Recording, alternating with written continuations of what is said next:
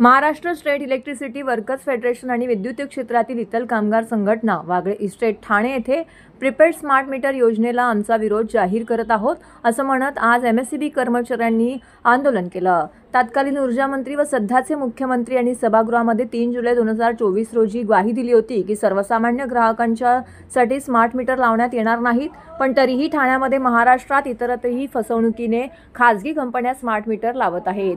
ही मनमानी जो कारभार आहे याला विरोध केला जात आहे। एमएससीबी कर्मचारी संघटनेच्या वतीने या कारभाराला विरोध करण्यात आलेला आहे। प्रीपेड स्मार्ट मीटर योजनेमुळे हजारो कायम व कंत्राटी कर्मचारी यांच्या नोकरीवरती गदा येणार आहे।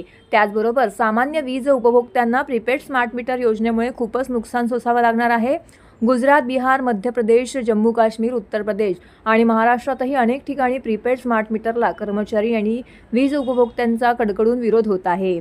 या कामगाराविरोधात आणि लोकविरोधी प्रीपेड स्मार्ट मीटर योजनेला विरोध करण्याकरिता एमएससीबी कर्मचारी संघटना, त्याचबरोबर कामगार नेते राजन राजे, राष्ट्रवादी ठाणे शहर अध्यक्ष सुहास देसाई, आपचे राजेश वलूचा व इतर लोकप्रतिनिधी, कर्मचारी, नागरिक या आंदोलनादरम्यान यावेळी उपस्थित होते।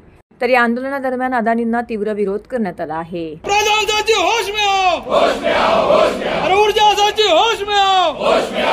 आंदोलन म्हणजे आता जे मीटर लावत आहे स्मार्ट प्रीपेड मीटर, हे स्मार्ट प्रीपेड मीटर जनतेला माहिती नाही। फॉल्टी मीटरच्या ठिकाणी लावत आहे, आता फॉल्टीच्या ठिकाणी लावत आहे। फॉल्टी लावल्यानंतर ते सर्व म्हणजे लोकांचा काय उद्रेक आहे किंवा काय हे आहे याच्या बघून ते पूर्ण सरसकट सर्व लोकांना लावणार आहे आणि सर्व यंत्रणा अदानी आपल्या ताब्यात घेणार आहे।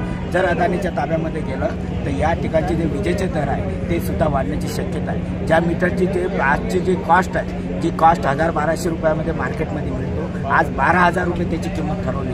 आज 12,000मध्ये फक्त केंद्र सरकार 900 रुपये देणार आहे, बाकीचे पैसे सर्व आपल्या जरी तुम्हाला म्हणत असेल ग्राहकाकडून आम्ही वसूल करणार नाही, पण हे वसूल तर करावं लागेल। म्हणजे आधीच कर्जामध्ये आहे, ही पैशाची वसुली कशी होणार आहे? म्हणजे अपसुकच या ठिकाणी ग्राहकाच्या विजेचे दर वाढणार आहे आणि हे सर्वसामान्याच्या आवाक्या बाहेर जाण्याची शक्यता आहे। हे सूचित करण्यासाठी, जनतेमध्ये हे आंदोलन नेण्यासाठी आजची ही सभा आमची। हे अदानीवरती मेहरबानी करण्यासाठी काढलं।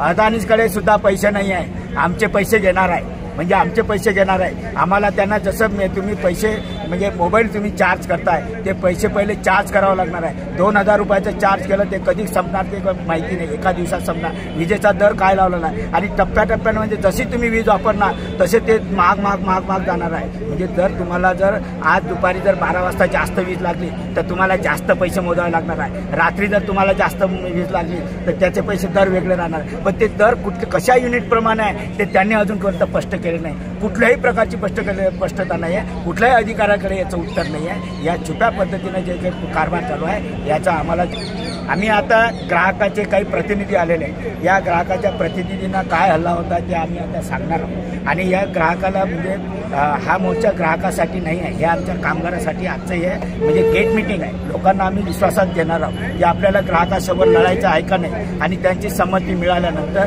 आमच्या नोकरीचा प्रश्न आहे, येणाऱ्या भविष्य पिढीचा प्रश्न आहे, याच्यासाठी आम्ही संमती घेऊन ग्राहकाच्या सोबत ज्या काही सर्व संघटना आहे, एक सर्व पक्ष आहे, एक पक्ष सोडून सर्व पक्ष या ठिकाणी आला। या ठिकाणी काँग्रेस आहे, या ठिकाणी राष्ट्रवादी आहे, आम आदमी पार्टी आहे, तुमच्यावालं शेकाप आहे, उद्धव ठाकरेंची सेना आहे, राष्ट्रवादी काँग्रेस, शरद पवार गट आहे, हे सर्व गट आमच्या सोबत आहे। त्यानंतर या ठिकाणच्या ठाणे शहरामधल्या 46 कामगार संघटना, छोट्या मोठ्या असंघटित कामगार संघटना सुद्धा आमच्या सोबत आहे। एम ए पाटील यांची सर्व श्रमिक संघटना आहे, या सर्व संघटना आमच्या सोबत आहे। आणि येणाऱ्या दिवसामध्ये जनतेसोबत आम्ही नक्कीच अपडेटमुळे या कामगार वर्गाची परिस्थिती अशी होणार आहे, एक बिलिंग बंद होणार आहे तुमच्याला, म्हणजे बिल कामगार बाजूला होणार आहे, रीडिंग घेणारा कामगार बाजूला होणार आहे, त्याच्यानंतर तुमच्याला मीटर लावण्यासाठी जो कामगार जातो तो कामगार आमचा बाजूला होणार आहे। बिलिंगचं करायचं काम नाही, ते सरळ पैसे त्या अदानीच्या अकाउंटच्या ह्याच्यामध्ये जाणार। त्याच्यामुळे जे काही ही सर्व